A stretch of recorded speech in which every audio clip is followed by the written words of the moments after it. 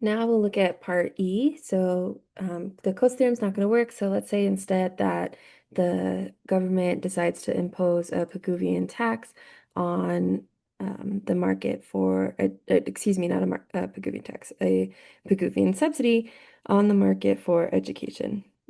All right, we want to know, will that make it so that there's an efficient amount of college degrees produced in that market? So we want to start with, of course, our givens. So our demand for degrees is 40 minus 2 times the price, and that external marginal benefit is 10, meaning that we want to set the Pigouvian subsidy equal to that external marginal benefit. Okay. Our supply is price equal marginal cost. So that is price equal to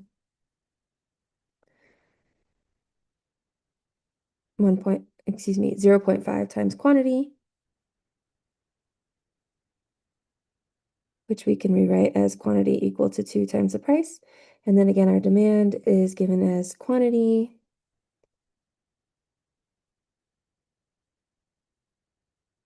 equal to 40 minus 2 times the price. All right. So our subsidy is going to be equal to 10 because that's the external marginal benefit. And what we're going to want to do is start by recognizing that the subsidy is going to cause a wedge between the price that buyers pay and the price that sellers receive. And we know that the price that sellers receive is going to exceed the price that buyers pay by the amount of the subsidy, which again is 10. And so what we can do now is substitute for the price that sellers receive in our supply equation, such that we have both of our demand and supply equations in terms of the price that buyers pay. So we have quantity supplied equal to 2 times the price that buyers pay plus 20. And from here, we're going to go ahead and set quantity supplied equal to quantity demanded. So we'll have 2 times the price that buyers pay plus 20 equal to 40 minus 2 times the price that buyers pay, and we're going to solve for this price. So we'll add 2 times the price that buyers pay to both sides and subtract 20 from both sides.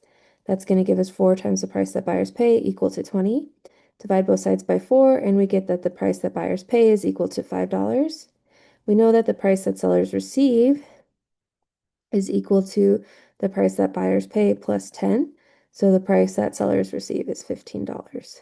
Okay. All right, so we found the price for each side of our market. Now we want to know the output, right? And the output is going to need to equal the output that we found in part B. Okay, so on the supply side, we'll have quantity supplied equal to 2 times the price that sellers receive, which is 15. So that's a quantity supplied of 30. On the demand side, we'll have quantity equal to 40 minus 2 times the price that buyers pay, which is 15. Whoop, is that correct? Sorry, not 15, 5. So that gives us quantity equal to 40 minus 10, and that gives us a quantity of 30. So our Pigouvian subsidy here is in fact able to internalize this externality. The optimal amount of 30 units is produced. Buyers pay a price of $5 and sellers receive 15.